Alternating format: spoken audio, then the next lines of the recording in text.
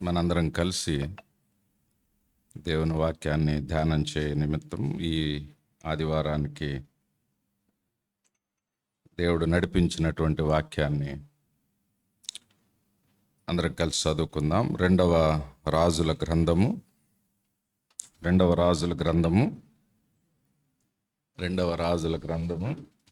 18వ అధ్యాయము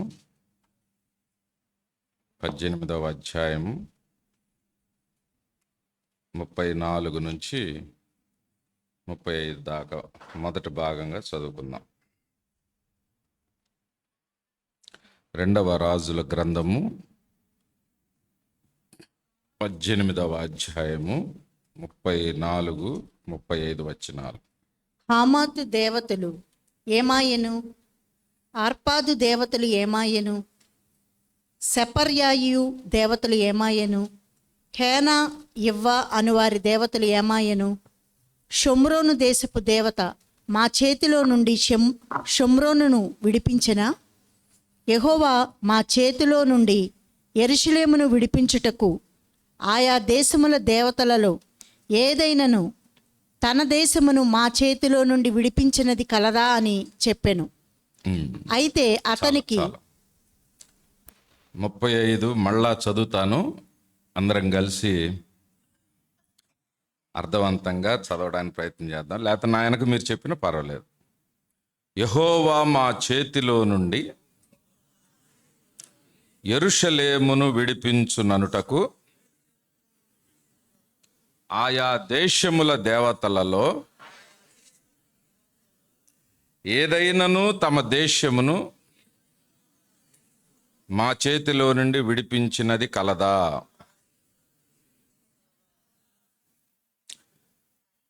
ఈ సందర్భం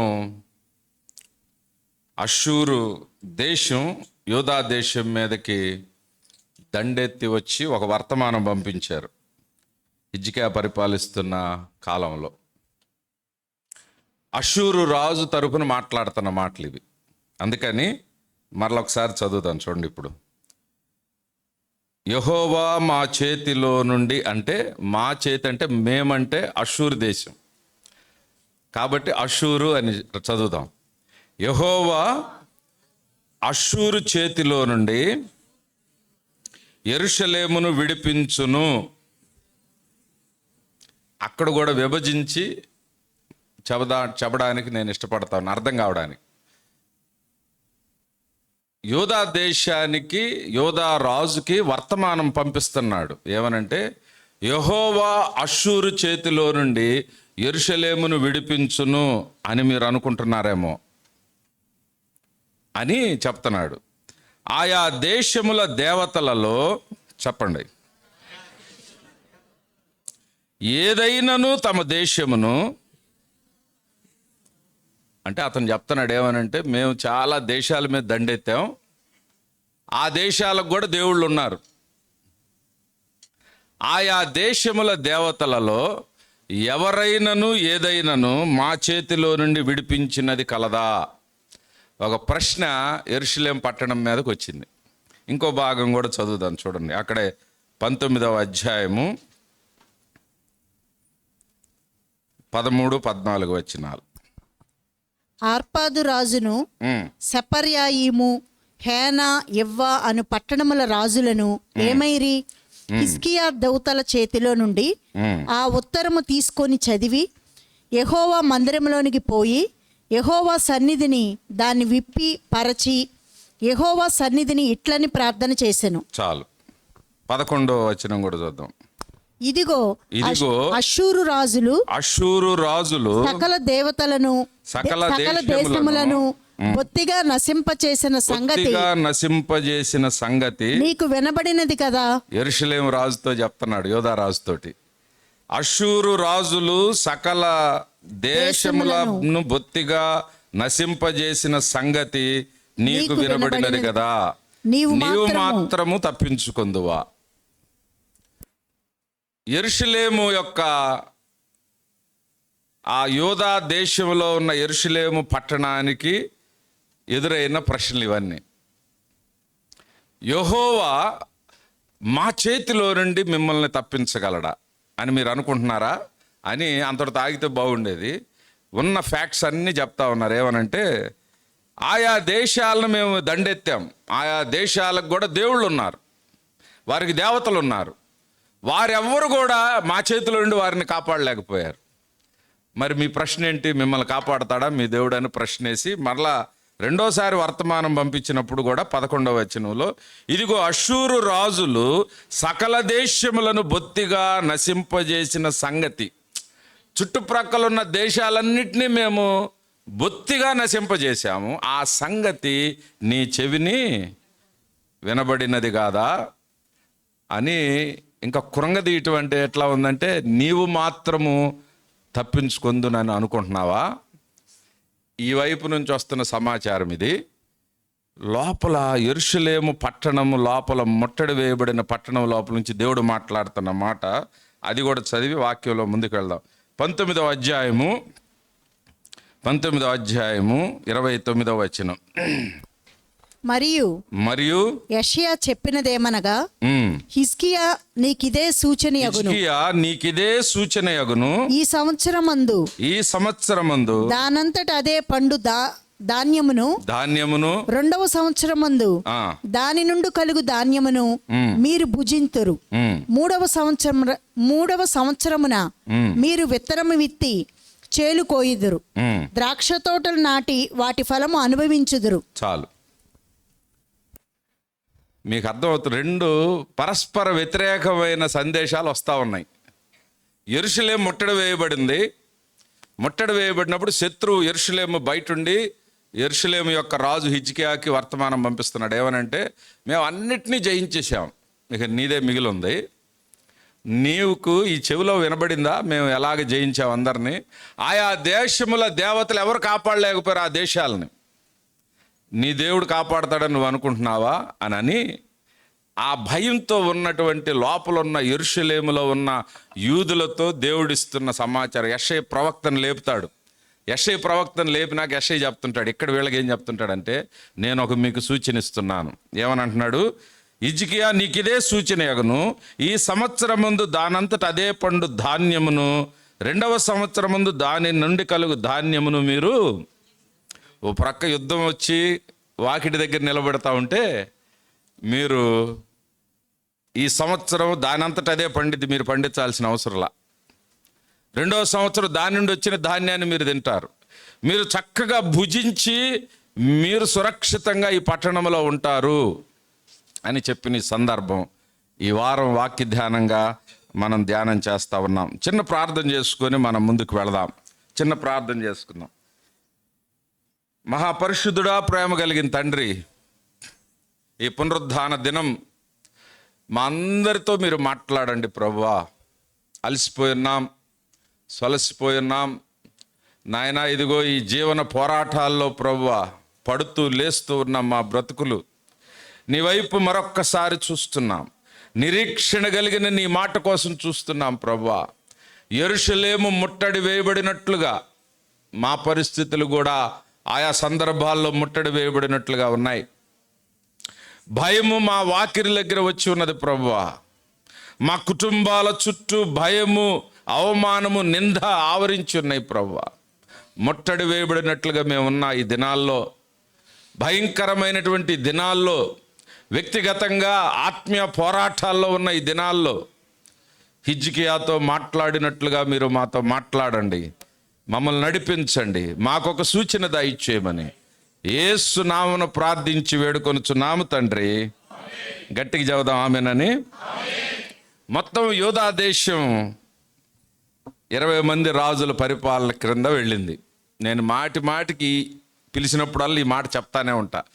మనం ఇజ్రాయెల్ దేశ చరిత్రను చదువుతాం బైబిల్ అంతా చాలా వరకు. ఇజ్రాయెల్ దేశం రెండుగా విభజించబడింది. రెండుగా విభజించబడి పై భాగాన్ని ఏమని పిలుస్తున్నాం? ఇజ్రాయెల్ దేశం. పచ్చగా ఉంది కదా, దాన్ని ఇజ్రాయేల్ దేశం అన్నాం. కింద భాగాన్ని, ఆరెంజ్ కలర్లో ఉన్న భాగాన్ని యూదా దేశంగా. ఇదివరకు అంతా ఒకటే దేశం. సౌలు పరిపాలించాడు మొదటి రాజుగా దాని మొత్తాన్ని. రెండవసారి దావీదు సౌలు తర్వాత 40 సంవత్సరాల తర్వాత దావీదు పరిపాలిస్తాడు మొత్తాన్ని, ఐక్య దేశాన్ని. అంటే ఈ ఉమ్మడి ఆంధ్రప్రదేశ్ ఎలాగుంది ఇదివరకు, మన ముఖ్యమంత్రుల గురించి చెప్పినప్పుడు చెప్తుంటాం, ఉమ్మడి ఆంధ్రప్రదేశ్లో ముఖ్యమంత్రి. ఎందుకు చెప్తామంటే సగం దేశాన్ని, సగం రాష్ట్రాన్ని పరిపాలించలే ముఖ్యమంత్రి, మొత్తాన్ని పరిపాలించాడని గొప్పగా చెప్పుకోవడానికి చెప్తాం. అది ముక్కలైపోయిన తర్వాత ఈ చిన్ని చిన్ని భాగాలను పరిపాలించిన ముఖ్యమంత్రులు ఉంటారు. అలాగే సౌలు, దావీదు కుమారుడైన సొలొమోను ఉమ్మడి దేశాన్ని పరిపాలించారు 40. ప్రజలు పాపం వైపు మొగ్గు చూపి ఇతర దేవతల వైపు, దేవత ఆరాధన వైపు మొగ్గు చూపిన తర్వాత దేవుడు విభజనకి అనుమతిస్తాడు. విభజనకు అనుమతి ఇచ్చిన తర్వాత అది పైన ఇజ్రాయేల్ అని రాసి ఉంటుంది, ఇంగ్లీష్ వస్తే చదువుకోవచ్చు, కింద యూదా దేశం. పైన ఇజ్రాయేలు దేశాన్ని, పై భాగాన్ని, యూదా దేశమైన కింద భాగాన్ని పైన 20 రాజులు, కింద 20 రాజులు పరిపాలిస్తారు. 2020 టీం అనుకోండి మీరు, T20 టీం, పైన ఒక 20, కింద ఒక 20 ఓవర్స్ లాగా పైన 20 మంది రాజులు పరిపాలిస్తారు, కింద కూడా 20 మంది రాజులు పరిపాలిస్తారు. కింద యోధా దేశము ఎందుకు పేరు వచ్చిందంటే, యోధా గోత్రం 12 గోత్రాల్లో యోధా గోత్రం బలమైన గోత్రం.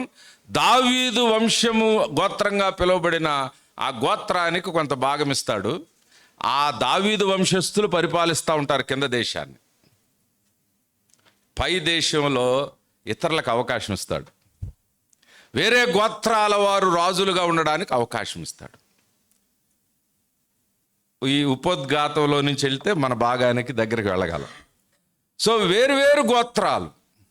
నేను ఒకసారి వంగూరు సురేష్ అన్న బైబిల్ క్లాసులు నన్ను జాయిన్ చేసి చెప్తా ఉన్నప్పుడు ఆ టీచర్ని ఒకసారి అడిగాను, అన్న అసలు మొత్తం అన్నని అడగలేదు కానీ ఇంకొక టీచర్ని, బైబిల్ టీచర్ని అడిగాను, దావీదును కదా వాగ్దానం చేసింది దేశం అంతటిని, దావీదు వంశం కుటుంబాల నుంచి పరిపాలించాలి కదా, మరి పైన వాళ్ళకి ఎందుకు అవకాశం ఇచ్చారు అని అంటే, ఆ టీచర్ వరకుమార్ గారు అని ఆ టీచర్ చెప్తా ఉన్నాడు, అయ్యా పైన పరలోకానికి వెళ్ళినాక అంతా వాళ్ళకే ఇచ్చావు, మాకు అవకాశం ఇస్తే మేము కూడా బ్రహ్మాండంగా పరిపాలించేవాళ్ళం కదా, మరి వాళ్ళకే అవకాశం ఇచ్చావు కాబట్టి మమ్మల్ని నువ్వు తీర్పు ఎక్కడ తీరుస్తావని సరదాగా నాతో చెప్తూ, అలా కాకుండా మన దేవుడు ఎంత గొప్ప దేవుడు అంటే, దావీదు బాగా పరిపాలిస్తే ఇబ్బంది లేదు, దావీదు తర్వాత సంతతి వారు పరిపాలిస్తే ఇబ్బంది లేదు, కానీ వారు తప్పటడుగులు వేస్తూ అసలు దేవుని మందిరం ఇక్కడే ఒక విగ్రహాన్ని పెడితే మీకు ఎలా ఉంటుంది? దేవుడు కోరుకున్న యెరూషలేము అతి పరిశుద్ధ మందిరములో వేరు దేవతలను తెచ్చిపెట్టేశారు. అసలు మీరు ఊహించటానికి కూడా, మీరు ఒక చిన్న విగ్రహాన్ని ఏదన్నా తెచ్చారనుకోండి, అన్ని దేవతల విగ్రహాలు దేవాలయంలోని, అసలు మనం చెప్పులు బూట్లు వేసుకొని రావడానికే ఇష్టపడం. చక్కగా పరిశుభ్రంగా, నేను వస్తున్నప్పుడు మీ అయ్యగారు చెప్తా ఉన్నారు, పరిశుద్ధంగా ఉండాలి, మందిరం పరిశుద్ధత, జీవితాల పరిశుద్ధత, శుభ్రత అని చెప్తారు. ఇంత శుభ్రంగా పరిశుద్ధంగా ఉండే ఈ స్థానంలోనికి అన్ని దేవతను తెచ్చి పెట్టేశారు. అందుకనే ఆ పతనం అయిపోతున్న ఈ పరిస్థితుల్లో ఇతర గోత్రాలలో ఉన్న వ్యక్తులకు కూడా దేవుడు అవకాశం ఇస్తాడు. ఒకటి దేవుడు అనుమతి ఇచ్చి ఉంటే, నేను వీలైనంత వరకు ఈ రాజుల కాలాన్ని ధ్యానం చేస్తాను, మన సంఘంలో ఒక సిలబస్ లాగా ఉంటుందని. ఆ పైన ఉన్నటువంటి వ్యక్తులు, రాజులు, ఆయా గోత్రాల వారు పరిపాలిస్తూ ఉన్నారు ఇజ్రాయెల్ దేశం. కింద యూదా దేశంలో దావీదు సంతతిలో నుండే పిల్లల తరాలు పరిపాలిస్తూ ఉన్నారు. ఆ కింద యూదా దేశాన్ని పరిపాలిస్తున్న 13వ రాజు హిజ్కియా రాజు. హిజ్కియా రాజు కాలంలో ఉన్న చిన్న సంఘటన, మన టైం కూడా చాలా అయిపోయింది కాబట్టి చిన్న సంఘటన చెప్పి నేను ముగించేస్తాను. హిజ్కియా రాజు పరిపాలిస్తూ ఉన్నాడు. ఆ హిజ్కియా రాజు పరిపాలిస్తూ ఉన్న కాలంలో ఒక సంఘటన జరిగింది. హిజ్కియా యూదా దేశంలో ఉన్నాడు. ఇజ్రాయెల్ దేశం మీదకి వేరే శత్రురాజు దండెత్తి వచ్చేసారు. మనం వెనక్కి 18వ అధ్యాయంలోనికి వెళ్తే, మనం 18వ అధ్యాయము 9 నుండి 12 వచనాలు ఉంటాయి మనకు. ఇజ్రాయెల్ దేశం గురించి నేను వీలైనంతవరకు ఒక కథలాగా చెప్పేస్తాను, టైంను బట్టి ఇంకొకసారి వివరంగా చూద్దాం. 18వ అధ్యాయం 9 నుండి 12 వచనాలు ఇజ్రాయేలు దేశం గురించి రాయబడిన మాటలు. ఇజ్రాయేలు దేశము గురించి రాయబడిన మాట ఏంటంటే, అషూరు రాజు అయిన షల్మనెసెరు అనేటువంటి రాజు, శత్రువు రాజు ఇశ్రాయేల్ దేశం మీదకి దండెత్తుతాడు. 3 సంవత్సరాలు ముట్టడిస్తాడు దాన్ని. ముట్టడి అని అంటే మీకు అర్థం కావాలి కొన్ని. ఏంటంటే దేశం అని అంటే యెరూషలేం పట్టణం అంటే ఏదో పెద్ద దేశంగా ఉండదు. ఆ రోజుల్లో చిన్న, మనం మాట్లాడేది 2500 సంవత్సరాల కింద మాటలు. ఎలా ఉంటుందనంటే ఒక పెద్ద అపార్ట్మెంట్స్ గ్రూప్ ఉంటుంది చూశారు కదా, దాన్నే కొండ మీద పెడితే ఎలా ఉంటుందో అలా ఉంటుంది అంతే. బాగా ఇరికిరికి విల్లాస్ లాగా విశాలంగా రోడ్లు ఏమి ఉండవు, సన్నటి రోడ్లు, ఇరికిరికి ఇళ్లతోటి. ఆ పాతకాలపు ఆ ఊహా చిత్రం మనకు రావాలి. ఆ సమయాల్లో యెరూషలేము యువతల భాగంలో ఉంటే అషూరు రాజు పైన, ఆ ఇజ్రాయెల్ దేశానికి పైనుంచి శత్రువు వచ్చి ఆ పచ్చగా ఉన్నటువంటి ఇజ్రాయెల్ దేశాన్ని ముట్టడి వేసేస్తారు. లోపలికి వచ్చి ఆ షమ్రోను పట్టణాన్ని చుట్టూ ముట్టడి వేసేస్తారు. 3 సంవత్సరాలు పట్టణం చుట్టూ అషూరు సైన్యం ఉంటుంది, మధ్యలో షమ్రోను పట్టణం ఉంటుంది, షమ్రోను రాజు ఉంటాడు. ఆ షమ్రోను రాజు పేరు కూడా 18వ అధ్యాయం మొదటి వచనం ఉంటుంది చూడండి. ఇశ్రాయేల్ రాజును ఏలా కుమారుడైన హోషేయ ఏలుబడి. అది ఇజ్రాయేల్లో హోషేయ ఏలుబడి చేస్తున్నాడు, యోధా దేశంలో హిజ్కియా ఏలుబడి చేస్తూ ఉన్నాడు. ఒకసారి చెప్పండి, ఇజ్రాయెల్ దేశంలో ఎవరు? నా వైపు చూడాలి. కొంతమంది అటు ఇటు కాస్త కొద్దిగా చరిత్ర చెబితేనే ఇది రక్తి కట్టిద్ది మీకు. చరిత్ర చెబితేనే ఇది అర్థమవుతుంది. అందుకని కొంచెం బ్యాక్గ్రౌండ్లోకి వెళ్ళి చిన్న అంశమే నేను తీసుకున్నది, దాన్ని ముగించేస్తారు. ఇజ్రాయెల్ దేశాన్ని ఎవరు పరిపాలిస్తున్నారు? కింద యోధా దేశాన్ని ఎవరు పరిపాలిస్తున్నారు? హిజ్కియా పరిపాలిస్తున్న 4వ సంవత్సరంలో హిజ్కియా రాజు 25 ఏళ్ళకి రాజు అవుతాడు. 29 సంవత్సరాలు పరిపాలిస్తాడు. 29 సంవత్సరాలంటే సుమారుగా 30 సంవత్సరాలు వేసుకుందాం. ఈయన 4వ సంవత్సరంలో పక్క దేశంలో జరుగుతూ ఉన్న సంఘటన నేను చెప్తున్నా ఇప్పుడు. 9 నుంచి 12 వచనాలు. అషూర్ అనేటువంటి పై నుంచి ఒక శత్రురాజు వచ్చి ఇజ్రాయేల్ దేశంలోకి జొరబడిపోయి ఆ పట్టణాలన్నీ కొల్లగొట్టేసేసి షమ్రోను రాజధాని దగ్గరికి వచ్చి రాజధాని చుట్టూ ముట్టేస్తారు. ఎలా ముట్టుతారో తెలుసా? అంటే ఉదాహరణకి ఒక ఇంటి చుట్టూ పోలీసు వారు ఉంటే వీళ్ళు బయటకు వెళ్ళటానికి లేదు, లోపలికి సహాయం అడగడానికి ఉండదు.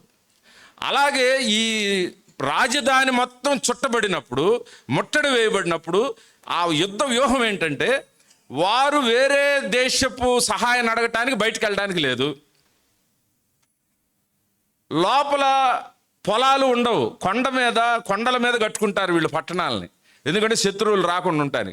కొండల మీద ఇప్పుడు ఊటీ, కూర్గ్ మీరు మీరు చూసుంటారు. అక్కడ పెద్దగా పొలాలు పండే అంత స్థలాలు ఉండవు మనకి. పంట పండించేది కింద భూమి మీద, ఆ పంటను తీసుకెళ్ళి రాజధానిలో పెట్టుకుంటారు వాళ్ళు. చుట్టూ శత్రువులు ఉన్నప్పుడు వీరికి లోపల ధాన్యాగారాలు ఉన్న బియ్యాన్ని కొద్దిగా తింటా ఉన్నారు. ఎంతకాలం తింటారు? సంవత్సరం తింటారు. మన ఎఫ్సిఐ గోడౌన్స్ లాగా వాళ్ళకు కూడా గోడౌన్స్ ఉంటాయి ఆ రాజుల కాలంలో. సంవత్సరం తిన్నారు, 2వ సంవత్సరానికి తగ్గిపోయింది. రేషన్ పెట్టాడు రాజు. అబ్బాయి 3 పూటలు తినడానికి లేదు, 2వ సంవత్సరం 2 పూటలే తినండి అన్నాడు. 3వ సంవత్సరం వచ్చాడు, 1 పూటకు వచ్చేసింది. అంత సన్నబడిపోయారు, డైటింగ్లోకి వెళ్ళిపోయారు, ఒకరినొకరు తినే పరిస్థితులు. అందుకని చాలా చోట్ల మీరు పిల్లల్ని కూడా కోసుకొని తినే పరిస్థితులు. మొత్తం ముట్టడి వేయబడినప్పుడు లోపల ఆహార ధాన్యాలన్నీ అయిపోతూ ఉన్నాయి. సరెండర్ అయిపోయారు ఇజ్రాయెల్ దేశం. సరెండర్ అయిపోయినప్పుడు ఇజ్రాయెల్ దేశం మొత్తాన్ని ముట్టడి చేసి వాళ్ళందరినీ అషూరు దేశానికి తరలించి తీసుకెళ్ళిపోతారు. మీరు ఒకసారి ఊహించాలి దాన్ని. దేశంలో ఉన్న మొత్తాన్ని తీసుకొని వెళ్ళిపోతారు. ఇజ్రాయెల్ దేశం తుడిచిపెట్టి వేయబడిద్ది ఆ సమయంలో. ఇదంతా కూడా ఎవరు చూస్తున్నారు? ఇక్కడి నుంచి హిజ్కియా రాజు చూస్తున్నాడు. మన హీరో హిజ్కియా రాజు చూస్తూ ఉన్నాడు. ప్రక్కనే కళ్ళ ముందు సహోదర దేశమైనటువంటి ఇజ్రాయెల్ దేశానికి ఏం జరిగిందో హిజ్కియా రాజుకు తెలిసిపోయింది. ఓడిచ్చి వెళ్ళిపోవడం కాదు. కొంతమంది రాజులు ఓడిచ్చి నా కింద మీరు ఉండండి, నాకు పన్ను కడతా ఉండండి, మీ పరిపాలన మీరు చేసుకోండి అని చెప్తారు. అలాగే చేయలే వీళ్ళు, వలసకి తీసుకెళ్ళిపోయారు. చూడండి అక్కడ నేను ఆ మాట కూడా చదివి వినిపిస్తాను. 12వ వచనం. అషూరు రాజు ఇశ్రాయేలు వారిని అషూరు దేశంలోనికి తీసుకొని పోయి గాజాను నది దగ్గర ఉన్న హాలహు, హాబోరు అనే పట్టణములలోను, మాదీల పట్టణములలోను వారిని. సో ఇజ్రాయెల్ దేశం ఇక భూమి మీద లేదు. దేవుడు ఏర్పాటు చేసుకున్న దేశం, దేవుడు కోరుకున్న దేశం, దేవుడు 40 సంవత్సరాలు అద్భుతాలు చేసి నడిపించి శత్రు దేశాలను గజగజలాడించి వణికిచ్చి తీసుకొని వచ్చి లోపలికి తెచ్చి యెహోషువ చేత యుద్ధాలు చేయించి ఇచ్చినటువంటి దేశం 3 దేశం వెళ్ళిపోయింది శత్రువుల దగ్గర. ప్రజలు లేరు, ఖాళీ అయిపోయింది దేశం. చుట్టూ హిజ్కియా గమనిస్తూ ఉన్నాడు. 7 సంవత్సరాల తర్వాత రాజు మారిపోయాడు, అషూరు రాజు. ఆ రాజు మరలా సైన్యాన్ని తీసుకొని వచ్చి ఇప్పుడు మెల్లగా ఆ మ్యాప్ పెట్టమ్మా, మెల్లగా యోధా దేశంలోనికి ప్రవేశిస్తాడు. ఆరెంజ్ కలర్ మ్యాప్లోనికి ప్రవేశిస్తాడు. లోపల ఉన్న పట్టణాలు అక్కడక్కడక్కడ పట్టణాలు ఉంటాయి. ఈ పట్టణం ఆ పట్టణం అన్ని పట్టణాలను కొల్లగొట్టేసేసి రాజధాని అయిన యెరూషలేము దగ్గరికి వచ్చేసారు సైన్యం. రాజధాని అయిన యెరూషలేమును ముట్టడి వేసేశారు. ఇప్పుడు ఆ ముట్టడి వేయబడినప్పుడు జరిగిన సంఘటన మనం చదువుకున్నాం. ఇప్పుడు అది నేను ఆ బ్యాక్గ్రౌండ్ని మీ ముందుకు తీసుకొని రావాలని అనిపించింది. బహుశా మీకు అర్థమైంది అనుకుంటున్నా.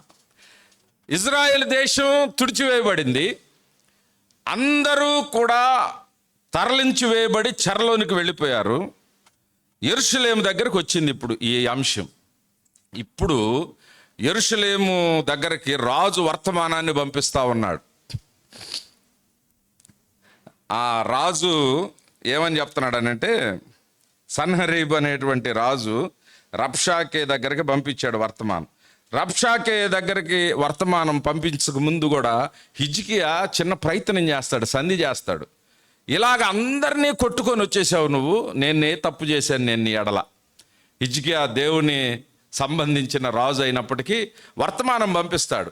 నువ్వు ఏది చెబితే నేను చేస్తా, నువ్వు నా పట్టణాన్ని వదిలిపెట్టు అన్నప్పుడు చాలా బంగారాన్ని మొత్తాన్ని పన్నుగా తీసుకొని వెళ్ళి ఇచ్చేస్తాడు. మీరు 18వ అధ్యాయం 13 నుంచి చదివితే మీకు అర్థమైంది. మీరు ఇప్పుడు దాన్ని టచ్ చేయదు, మన అంశంలోకి వెళ్దాం.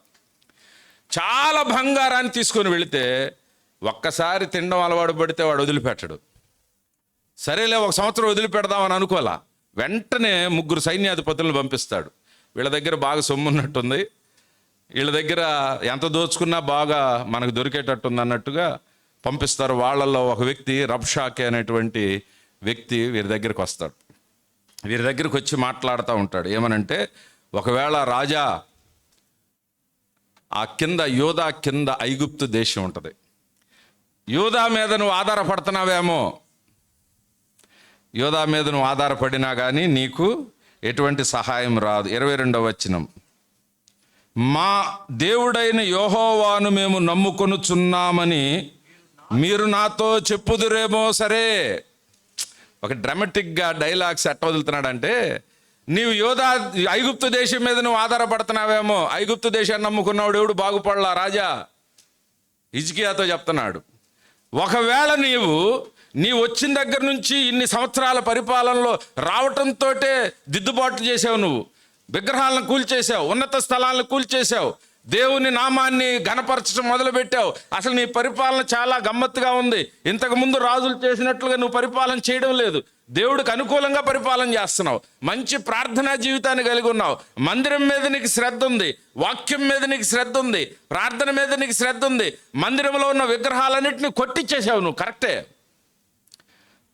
ఆయన అంటున్నమాట, మా దేవుడైన యెహోవాను మేము నమ్ముకొనుచున్నామని మీరు నాతో చెప్పుదురేమో. సరే, మీరు ఒకవేళ చివరికి నాకు ఇచ్చే సమాధానం ఏంటంటే, రాజా మేము యెహోవాను నమ్ముకొనుచున్నామని నాకు సమాధానం చెప్తావేమో. ఇదిగో చూడు, ఇప్పుడు మన అంశంలోనికి వెళదాం. చూడండి, యెహోవా మా చేతిలో నుండి యెరూషలేమును విడిపించుననుటకును ఆయా దేశముల దేవతలలో ఏదైనా తమ దేశమును మా చేతిలో నుండి విడిపించనా. మళ్ళీ సమాధానం ఇంకోసారి వర్తమానం పంపించి చెప్తున్నాడు. ఏమనంటే, మేము ఇదిగో ఇజ్రాయెల్ దేశాన్ని కొట్టేశాం, ఇజ్రాయెల్ దేశం రాజధానిని 3 సంవత్సరాలు ముట్టడి వేశాం. వాళ్ళకి తెలియక వాళ్ళు మాట్లాడే మాట ఏంటంటే, షమ్రోను దేవత అని పేరు పెట్టారు. అంటే నిజంగానే షమ్రోనుకి ఆ రాజధాని, అసలు ఇజ్రాయెల్ దేశానికి దేవుడు ఎవరు? కానీ వాళ్ళు దేవుడిని తీసేశారు, విగ్రహాన్ని పెట్టేశారు. షమ్రోను దేవత అని వీళ్ళు కూడా మాట్లాడుతున్నారు, అషూరు దేశం. ఏమనంటే, షమ్రోను దేవత కూడా మా నుండి రక్షించలేకపోయింది ఇజ్రాయెల్ దేశాన్ని. ఆయా దేశాల మొత్తాన్ని కొట్టేసి మేము నీ దగ్గరకు వచ్చాం. యెహోవా మా చేతిలో నుండి యెరూషలేమును కాపాడును అని నీవు అనుకోవడానికి క్రైస్తవ విశ్వాస జీవితంలో ప్రియ దేవుని సంగమా, ఇలాంటి ముట్టడి వేయబడిన పరిస్థితులు కోకొల్లలుగా ఉంటాయి.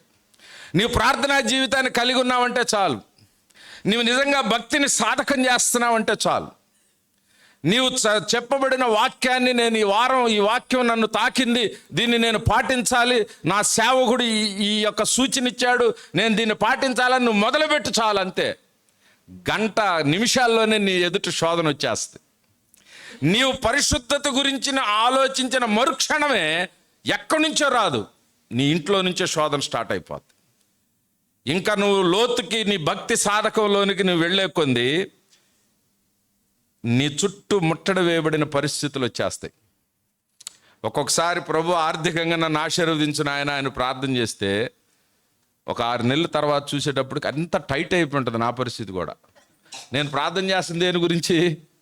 ప్రభు నాకు ఆర్థికంగా నాకు ఈ నెల జీతం వచ్చే పరిస్థితి కాదు ప్రభు, సేవ చేయాలన్నా కాస్త డబ్బు కావాల్సిందే, మిషనరీలకు పంపించాలని డబ్బు కావాల్సిందే, కాస్త అటు ఇటు పిలిస్తే ఏదన్నా భేద సంఘాలు పిలిస్తే మరి సొంత ఖర్చులతోటి నేను వెళ్ళాలి కదా ప్రభా, మరి ఇంట్లో ఖర్చులు తగ్గించి వెళ్ళలేను, నాకు కావాలి ఆశీర్వదించని చేస్తే సంవత్సరం తిరిగేలోపు అసలు నా జేబులో నిండిపోయినాయి, నా బ్యాంక్ అంతా ఎండిపోయింది.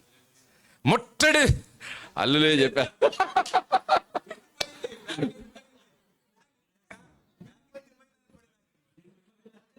అంటే మీరు దేని గురించి ప్రార్థన చేస్తున్నారో, దేని గురించి అయితే భక్తి సాధకం చేస్తున్నారో శత్రువు గమనిస్తాడు.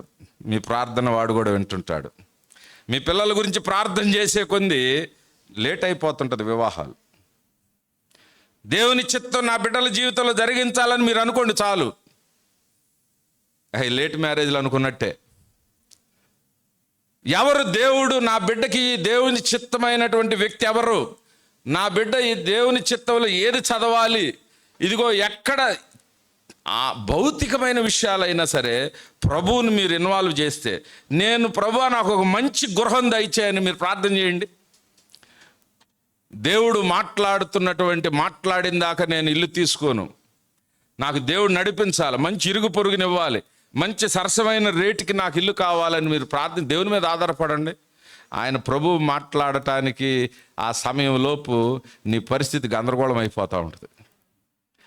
ప్రతి దేవుని సంగమా, విశ్వాస జీవితాలు ఇవన్నీ సాధారణమే.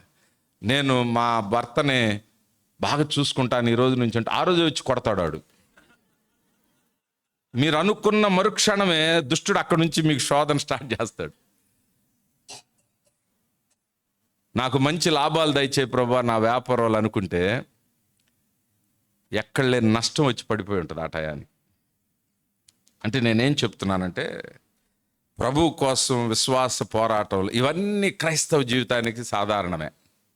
ఇవన్నీ మన జీవితంలో ఈ ముట్టడి లేకపోతే క్రైస్తవ జీవితంలో మనం ఆ నునుపు తేలం, దాన్ని ఏమంటారంటే వీ కెనాట్ షైన్.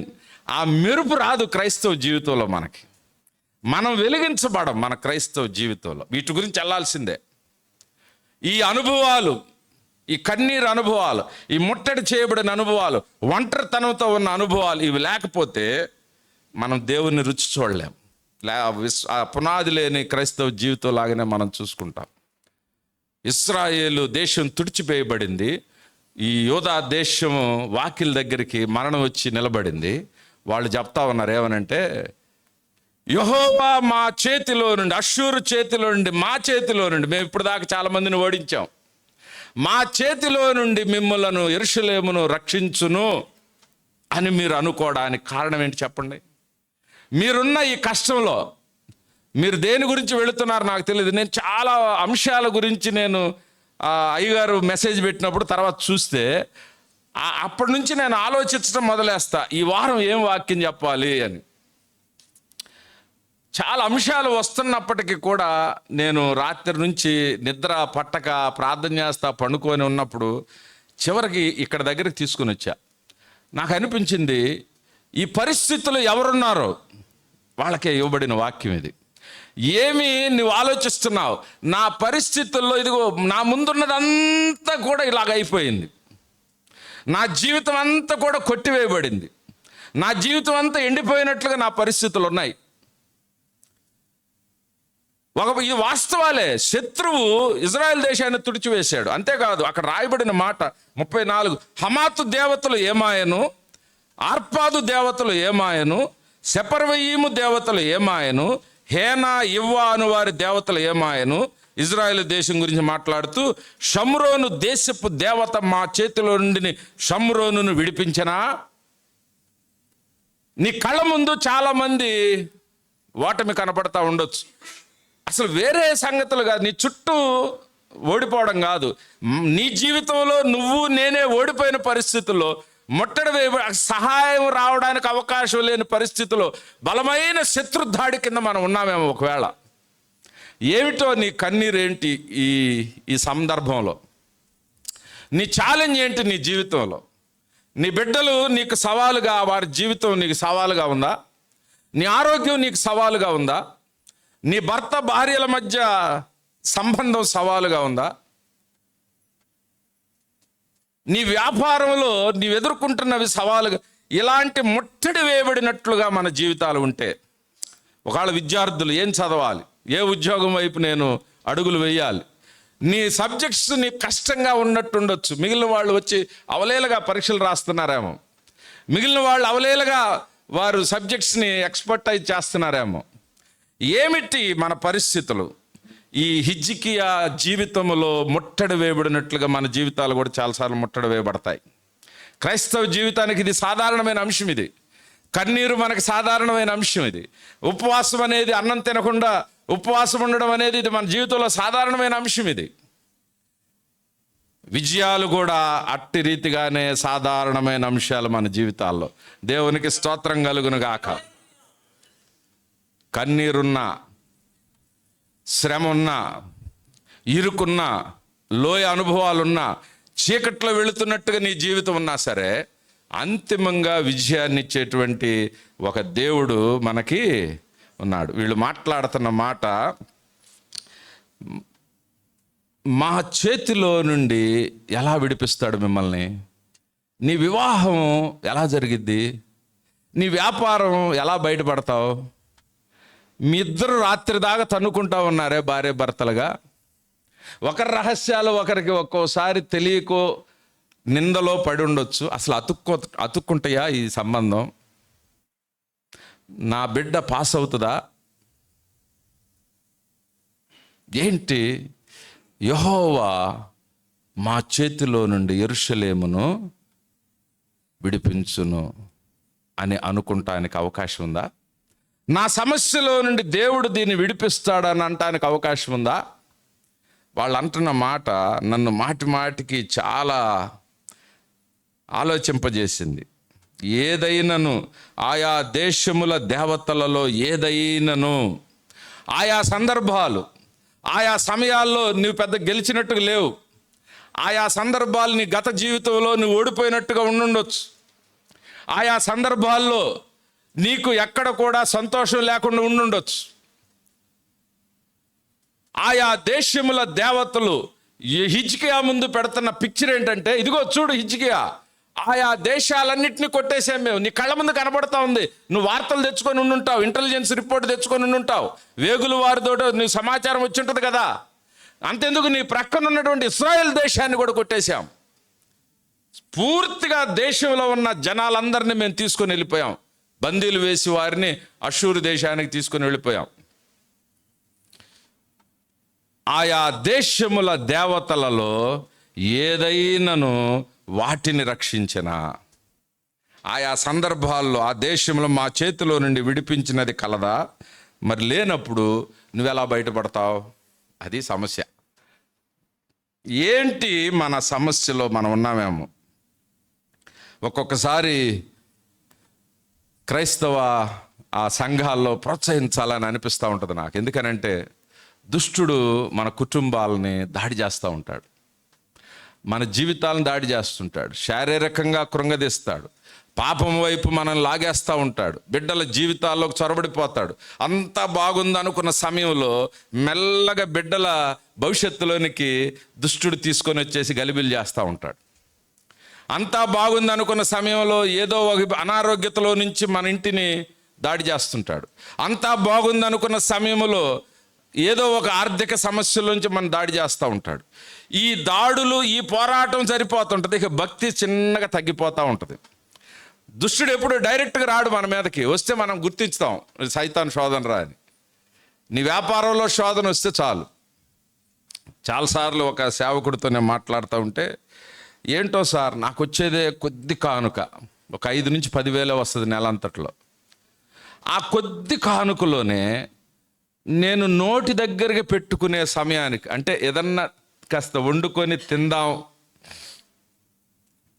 ఈ 2,000 రూపాయలు అప్పు తీరుద్దాం, కాస్త ఒక 1,000 రూపాయలు మిగులుద్దాం అనుకునే లోపే మా బిడ్డ కడుపు నొప్పి ఉంది డాడీ, తట్టుకోలేని హాస్పిటల్కి అని అంటది. లేదా ఏదో ఒక నష్టం జరిగిద్ది, ఏదో ఒకటి పాడైపోద్ది, రిపేర్ అవుతుంది. అదేంటో సార్ ఆ సమయం కాస్త ఒక 1,000 రూపాయలు ఆదా చేద్దాం అనుకునే లోపు ఆ ఉన్నది కూడా మొత్తం 1,000 రూపాయలకు 5,000 అప్పు అయిపోద్ది. ఆయా దేశముల దేవతలలో ఎవరైనా సరే వారిని కాపాడారా అంటే, కాపాడారా? నిజంగా చెప్పండి, కాపాడారా? కాపాడలేదు. వాస్తవం అది, కాపాడలేదు. గతంలో మనం కూడా చాలాసార్లు ఓడిపోయిన పరిస్థితులు ఉన్నాయి. గతంలో మీరు ఓడిపోయిన సందర్భాలు ఉన్నాయా? ఉన్నాయా లేవా? ఉన్నాయి. అయితే ఇప్పుడు మా చేతిలో నుండి మిమ్మల్ని రక్షించగలడా మీ దేవుడు? ఇది మన ప్రశ్న. ఎంతటితో ఆగకుండా మళ్ళీ ఇంకో సందేశం కూడా చదివించాను మీతో 11వ వచనంలో. ఇదిగో అష్షూరు రాజులు సకల దేశములను బొత్తిగా నశింపజేసిన సంగతి నీకు వినబడినది. అష్షూరు రాజులు బొత్తిగా సకల దేశాలను నశింపజేశారు. అది నీకు, చెప్పండి, అది నీకు అంటే మీరు అర్థం చేసుకోవాల్సింది ఏంటంటే, దెర్ ఈజ్ నో హోప్. చుట్టుప్రక్కలంతా క్షతగాత్రులు, దేశాలన్నీ పాడైపోయి దెబ్బలుగా ఉన్నాయి, నిర్మానుష్యం అయిపోయినాయి దేశాలు. ఇవన్నీ నీకు వినబడుతున్నాయి కదా హిజ్కియా.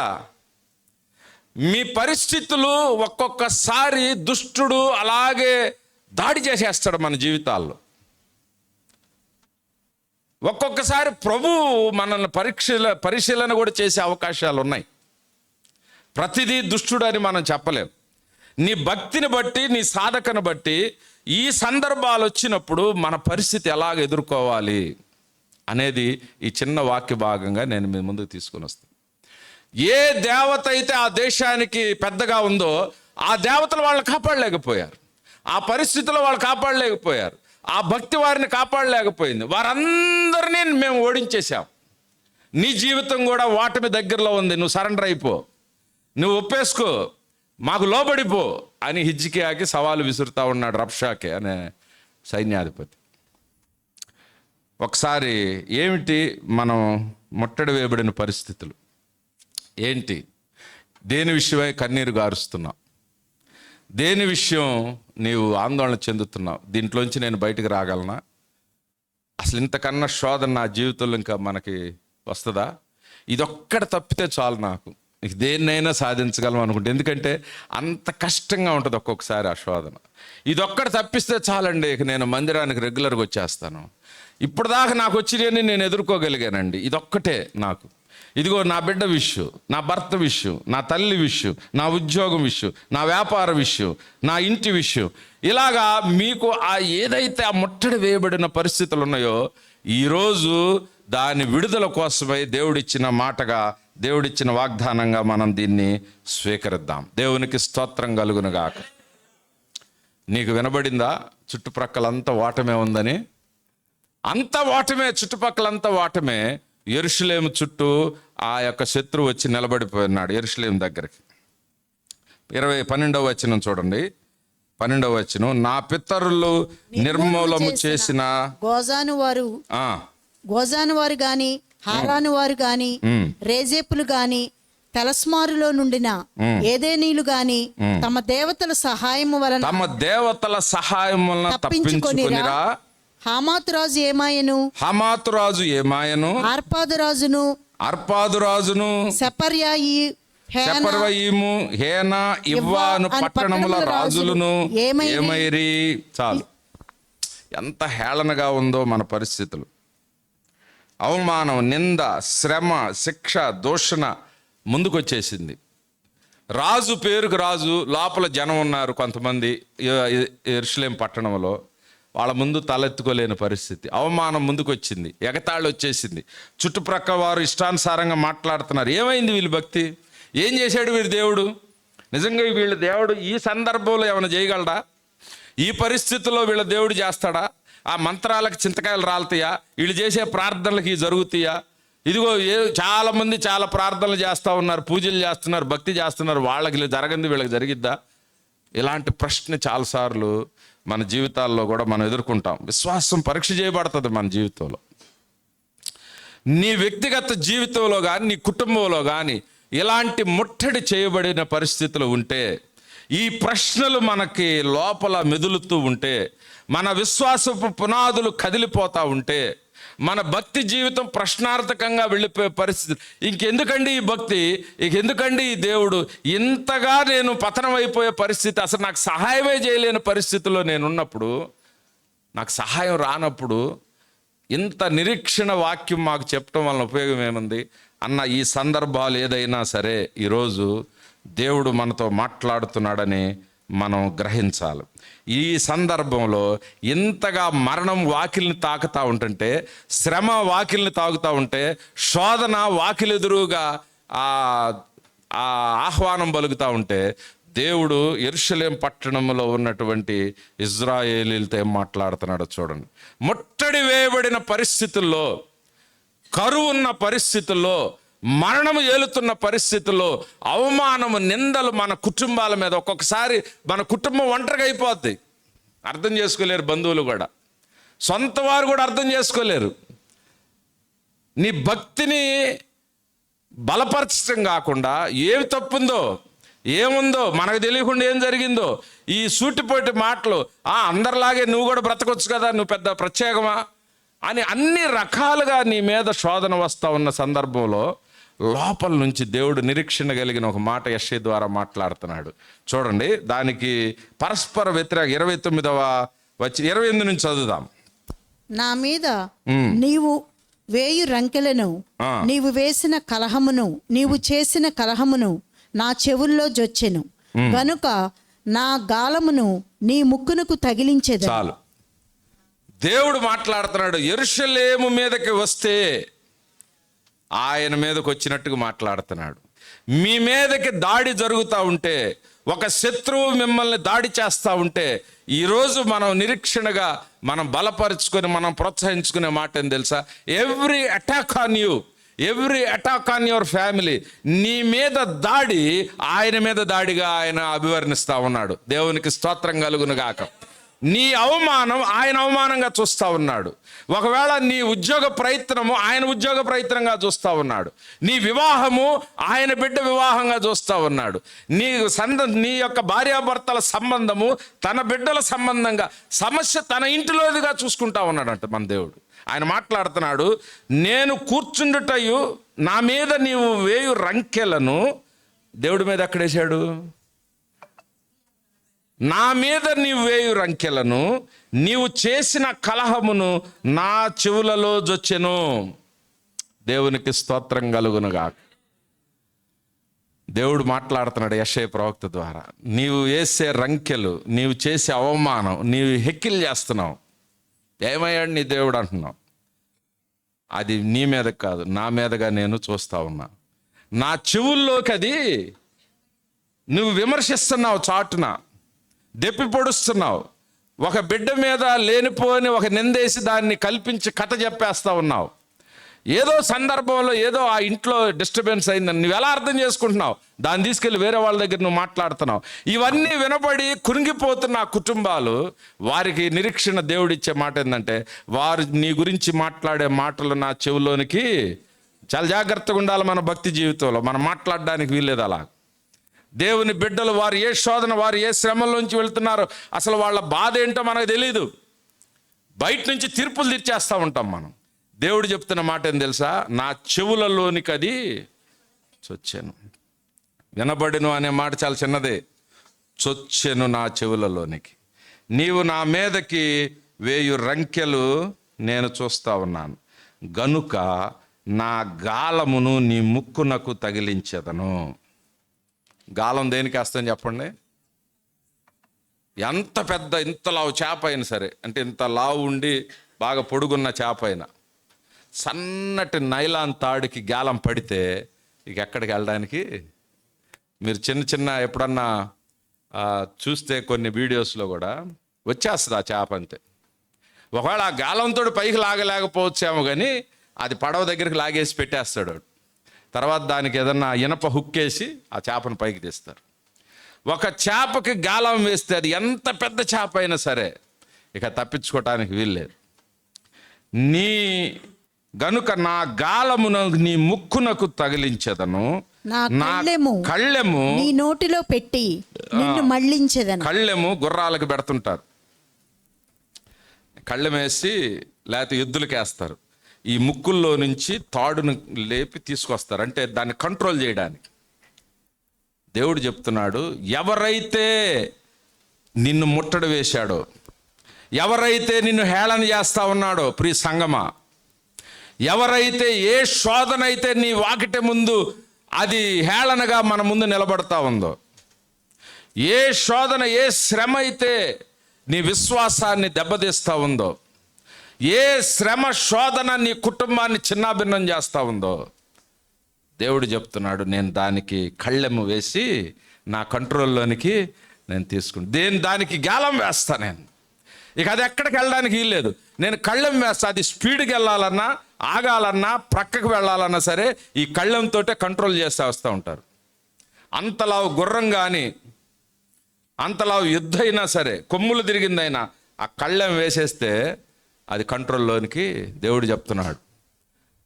ఏదైతే ముట్టడి చేయబడిన శత్రువుకి కళ్ళెం వేసేస్తాడంట. మన శత్రువుకి ఏం చేస్తాడు దేవుడు? కళ్ళెం వేస్తాడు. మన శత్రువుకి గాలం వేసి దాన్ని కంట్రోల్లోనికి తీసుకుని వస్తున్నాడు. అంతేకాకుండా సూచన చెప్తున్నాడు, అసలు వినడానికి కూడా నమ్మశక్యంగా అని సూచన ఏంటంటే, హిజ్కియా ఈ సంవత్సరము దానంతట అదే పండు ధాన్యమును, 2వ సంవత్సరం దాని నుండి కలుగు ధాన్యమును మీరు భుజింతుదురు, 3వ సంవత్సరమును మీరు విత్తనము విత్తి చేలుకోయదురు. అసలు ఇదేంటండి? ఓ ప్రక్కేమో సైన్యం ఉంది రెడీగా వాకిల దగ్గర. హిజ్కియా నువ్వు కత్తులు నూరు, సైన్యాన్ని తయారు చేయి, నేను యుద్ధం ఇస్తాను, యుద్ధంలో జయమిస్తానని చెప్పాలైతే దేవుడు అసలు పూర్తి భిన్నమైనటువంటి ఒక ఆలోచన ఇస్తున్నాడు. ఏమనంటే, నువ్వు కూల్, మౌనంగా నువ్వు ఉండు. అసలు నువ్వు పంట కూడా వేయాల్సిన అవసరం ఈ సంవత్సరం. నువ్వు కన్నీరు గారుస్తున్నావు కదా, నీవు దుఃఖంతో ఉన్నావు కదా, కురింగిపోయి ఉన్నావు కదా, అసలు ఆహారమే నీ దగ్గరికి నేను పంపిస్తా. ఆహారం నీ దగ్గరికి నేను పంపిస్తాను. ఒకసారి ఒక చిన్న జ్ఞాపకం ఇక్కడ కూర్చున్నప్పుడు వచ్చింది. మా అక్క కూతురు డాక్టర్ చేసింది, BDS డాక్టర్ చేసింది. ఆ ఉస్మానియా గవర్నమెంట్ డెంటల్లో చేసి ఫైనల్ ఇయర్లో ఉంది. ప్రిన్సిపల్ విజయవాడ కృష్ణా జిల్లా అని తెలిసింది. ప్రిన్సిపల్ కూడా ఒక ప్రొఫెసరు, క్రిస్టియన్ ప్రొఫెసర్, హెబ్రోన్ చర్చికి వెళ్తూ ఉంటారంట హైదరాబాద్. తనకు ఒక యాక్సిడెంట్ అయింది. చర్చికి వెళ్ళి వస్తూ ఉంటే హైదరాబాద్లో వాహనం ఆ బైక్ని, ఆ స్కూటీని కొట్టుకుంటా తీసుకెళ్ళిపోయి ఆ టైరు తన కింద పడిపోతే ఆ ముందున్న టైరు మెడదాకా వచ్చి ఆగిపోయిందంట. కొద్దిగా ఒక అడుగు ముందుకు టైర్ వెళ్తే తలకాయ మీద నుంచి చితికిపోయి వెళ్ళిపోవాలి. మొత్తం ఒళ్ళంతా దొక్కుపోయింది. మెడ పని చేస్తుందా లేదా అని డాక్టర్ కాబట్టి అట్ట అనుకొని ఆ పని చేస్తుందిలే అనుకొని లేచి గబగబా ఫోన్ చేసి అంబులెన్స్లో హాస్పిటల్ పెట్టి చాలా గందరగోళం అయిపోయింది. ఒక 2 సంవత్సరాల కింద జరిగిన సంఘటన. మేము ఊహలోకి మేము వెళ్ళాము. ఏమంటే, అంత పెద్ద యాక్సిడెంట్ అయిపోయింది, కింద నడుము పడిపోయిందేమో. జోని అనేటువంటి మిషనరీ కథ చదివి ఉంటారు మీరు. తను స్విమ్మింగ్కి వెళ్ళి ఇక్కడ నుంచి మొత్తం కూడా స్పర్శ లేకుండా అయిపోయి నోటితోటే తను ఆ గొప్ప ఆర్టిస్ట్గా ఉంటుంది. ఆ ఊహలోకి మా కళ్ళ ముందు ఆ పిక్చర్ వచ్చేసింది. ఆడపిల్ల పెళ్లి కావాల్సిన యవనస్తురాలు. ఇంటికి హాస్పిటల్ అయిపోయింది, ఆ బెల్ట్లు బ్రేస్లు అన్నీ తీసుకొని ఇంట్లో ఇక్కడే విజయవాడలో పెట్టాము చాలా కాలం. ఆ టైంలో తన స్నేహితులు అదేం లేదు మేడం, అంతా తను డూప్లికేట్ చేస్తుంది, అంత దెబ్బలు తగలలేదని తన మీద కక్షతోటి స్నేహితులు ప్రొఫెసర్కి చెప్పారంట. ఆ ప్రొఫెసరు, నేను కూడా ఇంట్లో ఉన్న మక్కింట్లో ఆ టైంలో ఫోన్ చేస్తే మేమేమనుకున్నామంటే క్రిస్టియన్ ప్రొఫెసర్ కదా ఎట్లయినా కాస్త అర్థం చేసుకుంటుందిలే అని అనుకుంటే చాలా చక్కగా మాట్లాడింది. అసలు ఎంత ఆ షిఫ్రా, మీకెందుకు నేనున్నాను, అసలు ఏం జరిగిందమ్మా అంటుంది. అన్నీ చెబుతా ఉంది. తను వచ్చిన సమాచారాన్ని క్రాస్ చెక్ చేస్తుంది. చేసి ప్రిన్సిపల్కి తను చాలా క్లోజ్ అంటే ఈ ప్రొఫెసర్, క్రిస్టియన్ ప్రొఫెసర్, ప్రిన్సిపల్కి మొత్తం నెగిటివ్గా వ్యతిరేకంగా చెప్పేసింది. ఆ అమ్మాయిని అబద్ధాలు చెప్తుంది, అటెండెన్స్ ఇవ్వద్దు, అది ఇవ్వద్దు, ఇది ఇవ్వద్దు అని చెప్పి. మాకు ఇవేమి తెలియదు, ఎందుకైనా మంచిది కాస్త అటెండెన్స్ కావాలి కాబట్టి తల్లిగా నేను వెళ్ళి, మరి మా బావగారు చనిపోయి ఉన్నారు, చనిపోయి సంవత్సరం కాల వెంటనే ఈ శోధన వచ్చేసింది. ఓ ప్రక్క తండ్రి లేడు, ఓ ప్రక్క డిగ్రీ ఫైనల్ ఇయర్లోకి వచ్చేస్తూ ఉంది, భర్తను కోల్పోయి మక్క. ఈ పరిస్థితుల్లో నేను వెళ్ళి కష్టమైన నష్టమైన అందరిని హెచ్ఓడీలు కలిసి వస్తారు నేనని చెప్పి కలిసి వచ్చింది. అప్పటిదాకా ప్రిన్సిపల్ని కలవకుండా హెచ్ఓడీని కలిస్తే అటెండెన్స్ కలిపేసి సైలెంట్గా ఉండేవాళ్ళంట. ప్రిన్సిపల్ని కలవాలి, ఎందుకంటే యాక్సిడెంట్ అయింది మేజర్గా అందరికి తెలిసిపోయింది. ప్రిన్సిపల్ని కలిస్తే ప్రిన్సిపల్ ఏం చేసింది తెలుసు, వెంటనే ఏం చేయాలి సహజంగా, సరే ఉన్నంతవరకు చూడండి, హెచ్ఓడిని కలవండి అనాలి. అయితే మొత్తం అందరు హెచ్ఓడీలకు ఫోన్ చేసి తన ముందే అటెండెన్స్లన్నీ తీసుకురండి అని చెప్పి తన దగ్గర పెట్టేసుకుంది. ఇక ఎవరు కలపడానికి లేదు అటెండెన్స్. ఉన్న అసలు పెను మీద నుంచి పొయ్యిలో పడ్డట్టు అయిపోయింది, అంత కఠినంగా తయారైపోయింది. ఒక స్త్రీ, ఆమె కూడా ఒక స్త్రీనే, ఒక ఆడపిల్లని అర్థం చేసుకోవడానికి పోయి ఇంకా కక్ష కట్టేసి ఎవరు అటెండెన్స్ చేయడానికి వెళ్ళేదని పెట్టేసి అందరు హెచ్ఓడీలు, అమ్మ అక్కడికి ఎందుకు వెళ్ళావు నువ్వు, మా వరకు మేమేదో చేసేవాళ్ళం కదా. దీని అంతటికీ మన ప్రక్కన ఉన్న మన సహోదరులు, మన దేవుని నమ్ముకున్న వ్యక్తులే ఇలాంటి భక్తి చేసిన ఒకటి, చేయకపోయిన ఒకటే. అలాంటి క్రైస్తవ జీవితం దేవుణ్ణి ఎరగని అన్యులు కూడా అలాగ చేయరు.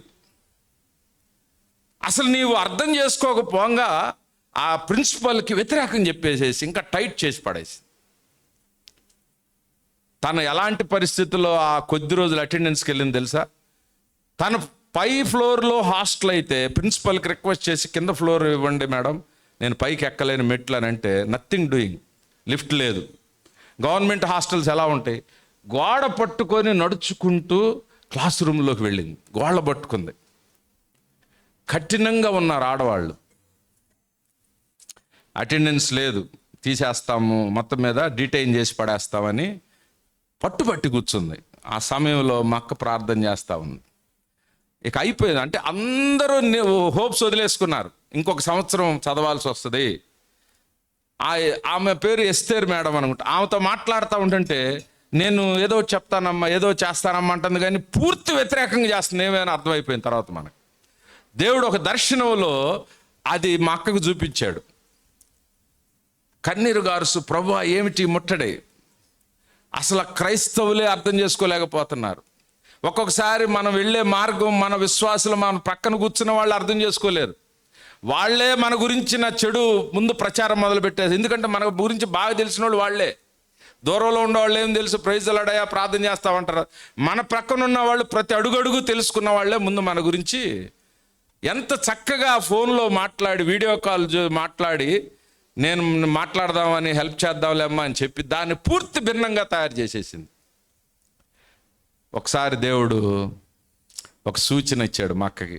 హిజ్కియాతో మాట్లాడినట్లుగా నీకు ఇదే సూచన యాగును, మొదటి సంవత్సరము దానంతటా అదే పండే పంట నీవు కోస్తావు, రెండవ సంవత్సరం దాని నుండి వచ్చిన ధాన్యాన్ని నీవు.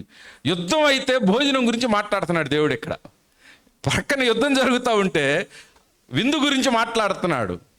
భోజనం చేసి కడుపు నిండా తిని హ్యాపీగా పండుకోండి అన్నట్టు మాట్లాడుతున్నాడు వీళ్ళతోటి. ఒక దర్శనంలో సర్వోన్నతుని న్యాయస్థానం అని ఏదో మా అక్కకి ఒక దర్శనం వచ్చింది, న్యాయ సింహాసనం అని. అంటే వెంటనే మా తమ్ముడు అమెరికాలో ఉంటే వాడితో మాట్లాడుతూ ఉన్నప్పుడు సరే కోర్టుకి వేద్దాం అని అన్నాడు మా తమ్ముడు. దేవుడు న్యాయస్థానం అనేది చెప్పాడు, కోర్టుకి వేద్దామంటే అక్కడి నుంచే మా తమ్ముడు హైదరాబాద్ లాయర్తో మాట్లాడి తన ఫ్రెండ్ ఒక వ్యక్తి ఉంటే కోర్టుకి వేశారు. కోర్టుకి వేసిన వెంటనే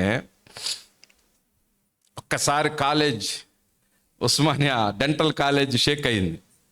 పట్టుబట్టింది ఏం ప్రిన్సిపల్ ఇంకా కఠినంగా పట్టుబట్టి వెంటనే ఈ క్రిస్టియన్ ప్రొఫెసర్ని పంపించింది. ఆ షిఫ్రా ఏదైనా ఉంటే మా దగ్గరికి వస్తే మేము సహాయం చేసేది అంటే, ఇప్పుడు దాకా ఏం చేసావు నువ్వు, అసలు చేసేదానేం కదా, కోర్టుకి వెళ్తే అట్లా అది వెళ్తే అట్లా అని అటు నుంచి తెలివిగా తీసుకొని వస్తుంది. మేము స్ట్రిక్ట్గా ఈ అమ్మాయికి చెప్పేశాం, నువ్వు అసలు ఎవరితో ఏం మాట్లాడద్దు, మేము కథ అంతా బయట నుంచి నేను నడిపిస్తాలే అని. వెంటనే కోర్టు నుంచి ఒక ఆర్డర్ తీసుకొచ్చేసాం, ముందు తనని పర్మిషన్ ఇచ్చేసేయండి ఎగ్జామ్స్ రాయడానికి, హాల్ టికెట్ ఇచ్చేసి ముందు ఎగ్జామ్స్కి అలౌ చేయండి అని అంటే హాల్ టికెట్ ఇవ్వటలేమా. రేపు పరీక్ష ఈరోజు సాయంత్రం 5 దాకా ప్రిన్సిపల్ ఇంటి ముందే ఒక అనామకురాల్లా కూర్చొని ఉండిపోయింది, తను హాల్ టికెట్ ఇస్తే తీసుకొని వెళ్దామని. ఇవన్నీ కూడా చూస్తున్న క్రైస్తవ ప్రొఫెసర్ కూడా ఉన్నారు. వాళ్ళు వెళ్ళిపోయారు. ముందే మేడం మేడం మేడం అని బతిలాడుతున్నా సరే వెళ్ళిపోయింది. అయిపోయింది పరిస్థితి. నేను నా గదిలో ఒక్కడనే కూర్చొని ఉన్నా, ఏం చేయాలో నాకు అర్థం కాల.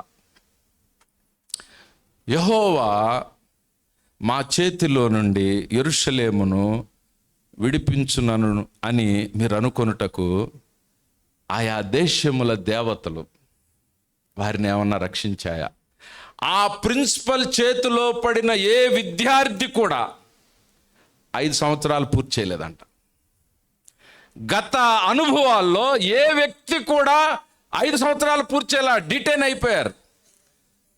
ఇంకొక సంవత్సరం కాదు 2 సంవత్సరాలు నడిపి ఇంకా పట్టుబట్టి వాడిని ట్రాక్ చేస్తుంటుందంట ఆ వ్యక్తిని. ఆమె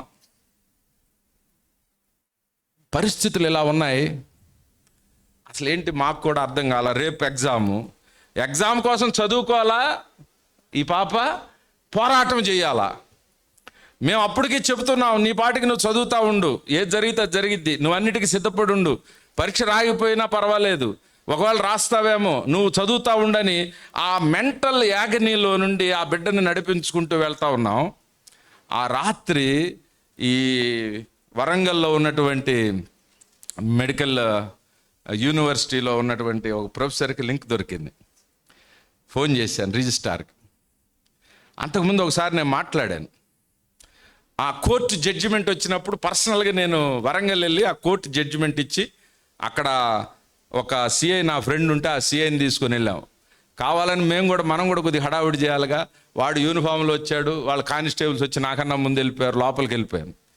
లోపలికి వెళ్తే ఆ రిజిస్ట్రార్ లేడీ, మేడం ఇలాగా కోర్టు జడ్జిమెంట్ వచ్చింది. అసలు కోర్టు దాకా ఎందుకు వెళ్ళారండి, అసలు ప్రిన్సిపల్ సహజంగా సహాయం చేయాలి, దీన్ని ఇక్కడ దాకా ఎందుకు వచ్చారండి? మేడం ప్రిన్సిపల్ ఏంటో మీకు తెలుసు, నేను చెప్పాల్సిన అవసరం, మీరేం తెలియనట్టుగా ఇప్పుడేం చెప్పొద్దు. సరే జడ్జిమెంట్ వచ్చింది, దాని ప్రకారం పరీక్ష రాయనండి, ఓకే ఐ విల్ డూ అని రాస్తూ అక్కడ ఉన్నటువంటి కంట్రోలర్ ఆఫ్ ఎగ్జామ్స్ ఒక అన్యుడు దేవుడు తనను మాకు పరిచయం చేయడం జరిగింది. ఆయన డైరెక్షన్ ఇచ్చాడు, మీరు వెళ్ళిపోండి, నేను హాల్ టికెట్ పంపించమని ప్రిన్సిపల్కి చెప్తాను.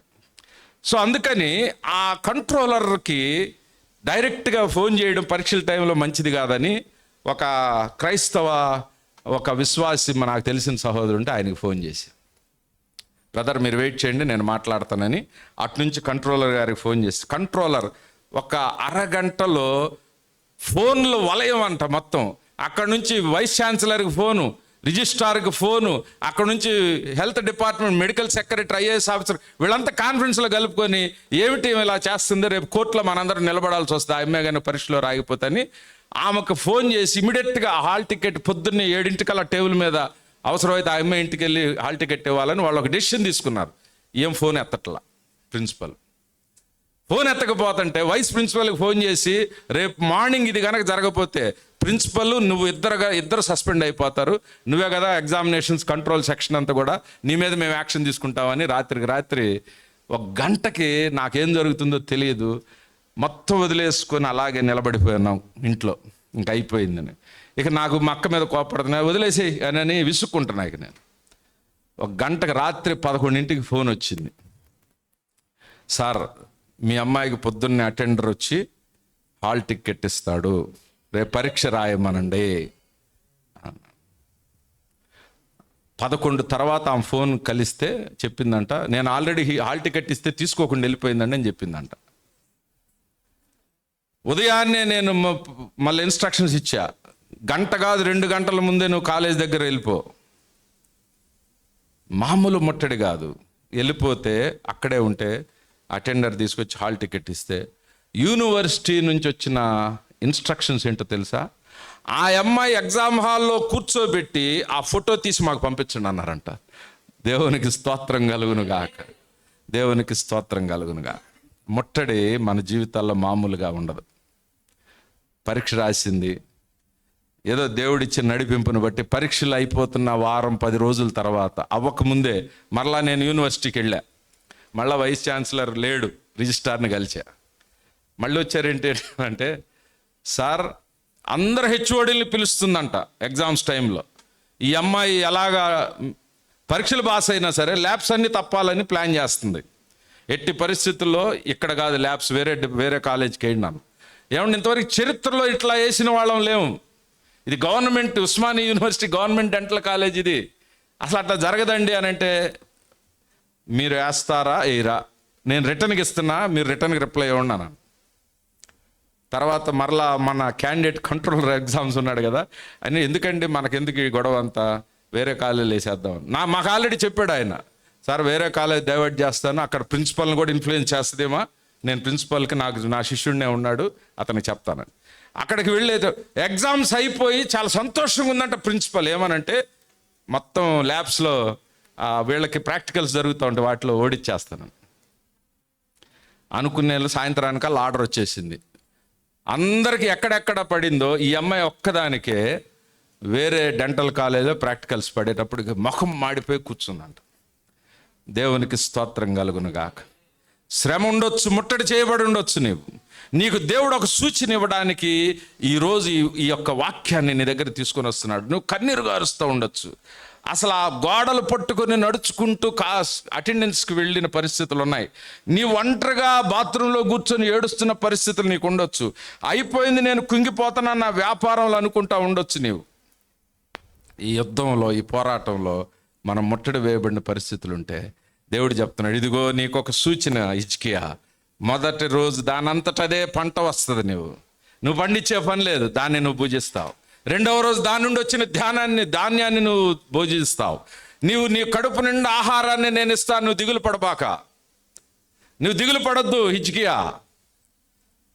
చివరికి ఏం జరిగింది తెలుసా?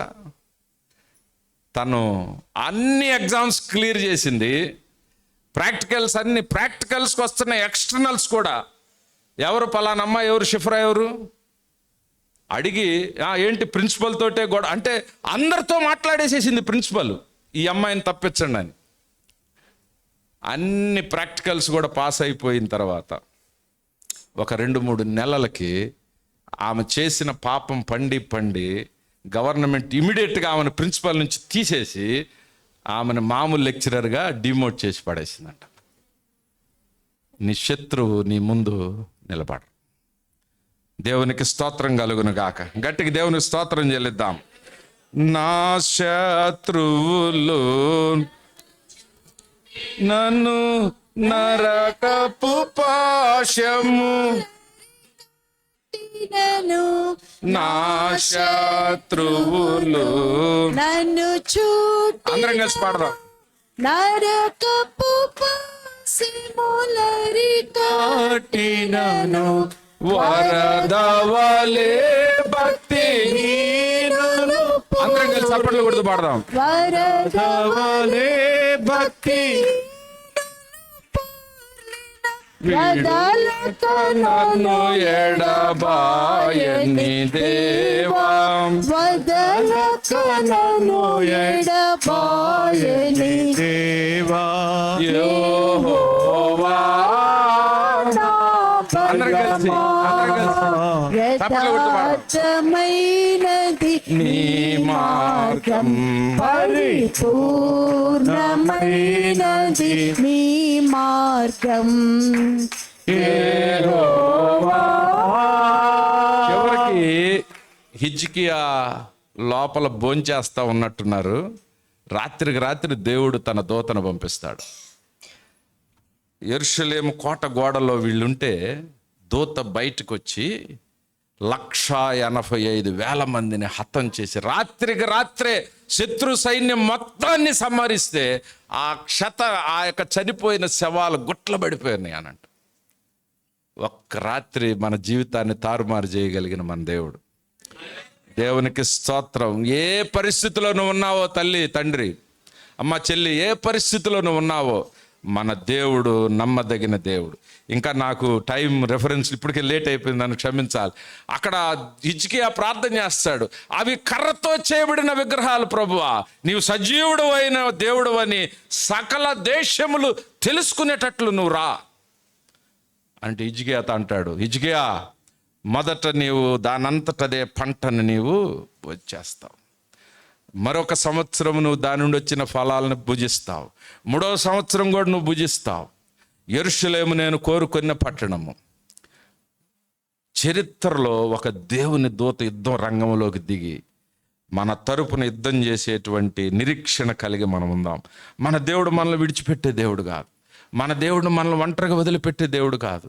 హిజ్కియా చేసిన గొప్ప పని ఏంటంటే యెషయా దగ్గరికి ప్రజలను, పెద్దలను పంపించి ప్రార్థన చేయమని అడుగుతాడు. హిజ్కియా కూడా మందిరంలోకి వెళ్ళి ప్రార్థన చేస్తాడు. మీ దైవజనుడి దగ్గరికి మీ సమస్యలను తీసుకొని రండి, జంకొద్దు. ప్రార్థన రహస్యంగా మీ గురించి మీ అంశాలు చేయబడతాయి. మీరు కూడా ప్రార్థనలో నిలబడండి. మన కోసం ఒక దేవుని దూత దేవుడు రిలీజ్ చేయడానికి సిద్ధంగా ఉన్నాడు. మనకు ఒక సూచన ఇవ్వడానికి సిద్ధంగా ఉన్నాడు దేవుడు. హిజ్కియాను అంత భయంకరమైన ముట్టడిలో నుంచి దేవుడు విడిపిస్తాడు. చీకటిగా ఉందేమో నీ బ్రతుకు, అర్థం కాకుండా ఉందేమో నీ బ్రతుకు, అంధకారంగా ఉందేమో, అడుగు ఎట్లా వేయాలో తెలియలేదు బ్రదర్ ఈ సందర్భంలో అని నువ్వు అనుకుంటున్నావేమో. నా దీపమును వాడు నా చీకటిని వెలుగుగా చేయు. అందరం కలిసి పాడదాం. దీపము, మన అంధకారాన్ని వెలుగుగా చేసేటువంటి దేవుడు. నా చీకటిని వెలుగుగా చేయును. జలరాశుల నుండి బలమైన చేతితో, జలరాశుల ఆయన బలమైన చేతితో బయటికి తీస్తాడు. వెలుపల చేర్చిన బలమైన దేవుడు, వెలుపల చేర్చిన బలమైన దేవుడు యెహోవా నా బలమా. అందరం కలిసి పాడదాం. నీ మార్గం పరిపూర్ణమైనది, నీ మార్గం యెహోవా. ప్రార్థన చేస్తాను, అందరు నిలబడండి, ప్రార్థన చేద్దాం. ప్రార్థన చేస్తాం. అందరూ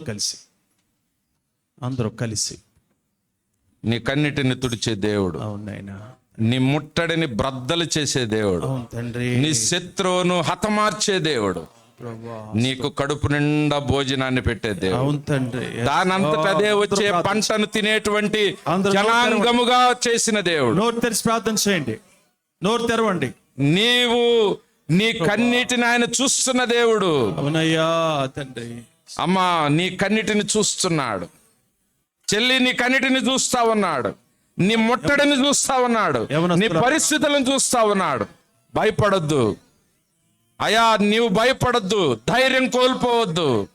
మోకాళ్ళ మీద ఉండండి, ప్రార్థన చేయండి, దైవజనుని సహాయం తీసుకోండి. యెషయా ప్రవచిస్తా ఉన్నాడు, దానంతట అదే వచ్చే పంటను నువ్వు తింటావు. ఇదిగో నీ ముట్టడి బద్దలైపోద్ది ఈ దినాన్న. నీ చీకటిని వెలుగుగా చేసే దేవుడు మనకున్నాడు. యెహోవా మా చేతిలో నుండి యెరూషలేమును విడిపించును అని అనుకొనుటకు మనకు ఆధారం ఉన్నదని చెబుదాం. ఎస్, మా దేవుడు మమ్మల్ని విడిపిస్తాడు. మా దేవుడు ఈ యొక్క ముట్టడిని బద్దలు చేస్తాడు. మా దేవుడు అష్షూరు రాజును ఓడిస్తాడు. మీకు తెలుసా, ఒక్క చిన్న వదంతితో అష్షూరు రాజు వెళ్ళిపోతాడు వెనక్కి. ఒక్క ఖడ్గము కూడా, ఒక బాణం కూడా యెరూషలేము మీదకు వేయబడినట్లుగా చరిత్రలో మనం చూస్తూ ఉన్నాం. సంతోషిద్దాం, ధైర్యం తెచ్చుకుందాం. చిన్న ప్రార్థన చేస్తాను మీ గురించి. మహాపరిశుద్ధుడా, ప్రేమ కలిగిన తండ్రి, థ్యాంక్ యూ. అయ్యా, ఈ విశ్వాస పోరాటంలో ఎన్నో శోధనలు ప్రభువా, కదిలిస్తే కన్నీరు, కూర్చోబెట్టి మాట్లాడితే ప్రభా దుఃఖం ప్రభువా. అయ్యా, సంఘాన్ని మీరు ఆదరించండి, సంఘాన్ని మీరు బలపరచండి. ఏ కుటుంబాలు ఇలాంటి ఒంటరి జీవితం జీవిస్తున్నారో, ఎవరైతే శోధన గురవుతూ ఉన్నారో, ఎవరైతే దాడిలో ఉన్నారో, ఎవరైతే ముట్టడి వేయబడి ఉన్నారో, యేసు నామముల ఆ ముట్టడి బద్దలైపోవును గాక, యేసు నామముల ఆ చీకటి పారద్రోలబడును గాక, యేసు నామముల ఆ సంఖ్యలు తెగిపోవును గాక, యేసు నామములో ప్రతి శోధన నుండి విజయవంతంగా బయటికి వచ్చుదురు గాక. ప్రతి ఆర్థిక ఇబ్బందులను యేసు నామములో లయపరుస్తున్నాం. ప్రతి విధమైన విభేదాలు యేసు నామములో లయపరుస్తున్నాం. ప్రతి విధమైన బిడ్డల భవిష్యత్తును నాశనం చేస్తున్న దుష్ట శక్తులను యేసు నామములో లయపరుస్తున్నాం. ప్రభువా, కన్నీటిని మీరు తుడవండి ప్రభువా. హిజ్కియాకి ఇచ్చినటువంటి సూచన మాకు దయచేయండి. మా కోసం ప్రభువా అట్టి దేవదూతను తీసుకురండి నాయన. అయా, ఇదిగో 185,000 మందిని సంహరించినటువంటి దూత ప్రభువా, నీకు స్తోత్రం, స్తోత్రం, స్తోత్రం, స్తోత్రం, స్తోత్రం. ప్రతి కుటుంబాన్ని తాకండి, ప్రతి వ్యక్తిని మీరు తాకండి ప్రభువా. వారి కన్నీరుని తుడవండి. ఈ రాత్రి వారికి దర్శనాన్ని దయచేయండి ప్రభువా. ఈ రాత్రి వారితో మీరు మాట్లాడండి ప్రభువా. హిజ్కియాకి ఇచ్చినటువంటి మాట, ఆ వాక్కు ప్రతి కుటుంబానికి మీరు దయచేయండి, ప్రతి బిడ్డకు మీరు దయచేయండి. వారి జీవితాలు నిర్మాణం చేయండి ప్రభువా. మరలా యెరూషలేము కట్టబడ్డానికి సహాయం దయచేయి నాయన. యోధా దేశాన్ని సంపాదించుకోవడానికి సహాయం దయచేయండి. యేసు నామమున ప్రార్థించి వేడుకొంచున్నాం తండ్రి, ఆమేన్. ప్రభువైన యేసుక్రీస్తు కృప, తండ్రిని దేవుని ప్రేమ, పరిశుద్ధాత్మని యొక్క అన్యోన్య సహవాసం, విజయమునిచ్చే యేసుక్రీస్తు యొక్క కృప, జయ జీవితంలోకి నడిపించే యేసుక్రీస్తు సన్నిధి, ప్రసన్నత స్థానిక సంఘములకు, సార్వత్రిక సంఘములకును, పరిచారకులకు ఆయన కృప సదాతో నడిపించును గాక.